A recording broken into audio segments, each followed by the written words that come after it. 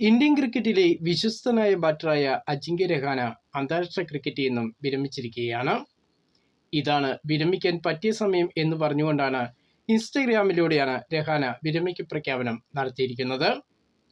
2020 ഫോർമാറ്റിലൂടെ Indian ജേഴ്സിയിൽ അരങ്ങേറ്റം കുറിച്ച അജിങ്ക്യ രഹാന 2023 അവസാനമായി ഇന്ത്യക്ക് വേണ്ടി കളിച്ചത്.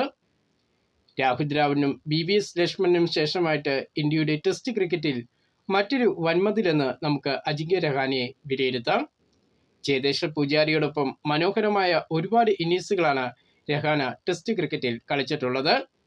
2021 മെൽബണിൽ നടന്ന ബോർഡൻ ഗവാസ്കർ ട്രോഫിയിൽ ഓസ്ട്രേലിയക്കെതിരെ 2-1 ടെസ്റ്റ് വിജയം ഇന്ത്യ നേടിയതും അജിങ്ക്യ രഹാന എന്ന ക്യാപ്റ്റന്റെ പേരിൽ തന്നെയാണ് ഓർമ്മിക്കപ്പെടുന്നത്. ഇന്ത്യൻ പ്രീമിയർ ലീഗിൽ കഴിഞ്ഞ 2 സീസണിലായി കൊൽക്കത്ത നൈറ്റ് റൈഡേഴ്സിന്റെ ക്യാപ്റ്റനായിരിക്കെയാണ് 38-കാരനായ രഹാന അന്താരാഷ്ട്ര ക്രിക്കറ്റിന്റെ എല്ലാ ഫോർമാറ്റിൽ നിന്നും കളമൊഴിയുന്നത്. ഇന്ത്യൻ പ്രീമിയർ ലീഗിൽ ചെന്നൈ സൂപ്പർ കിങ്സിന്റെ മുഖ്യ പരിശീലന സ്ഥാനത്ത് നിന്നും പടിയിറങ്ങിയ ന്യൂസിലാൻഡിന്റെ ഇതിഹാസ താരമായ സ്റ്റീഫൻ ഫ്ലെമിംഗ് ഇംഗ്ലണ്ടിന്റെ ടെസ്റ്റ് പരിശീലകനായി നിയമിതനായി. ബ്രണ്ടൻ മക്കല്ലം ടെസ്റ്റ് പരിശീലന സ്ഥാനം ഒഴിഞ്ഞതിനെ തുടർന്നാണ് ഇപ്പോൾ പുതിയ പരിശീലകനായി സ്റ്റീഫൻ ഫ്ലെമിംഗ് എത്തിയിരിക്കുന്നത്.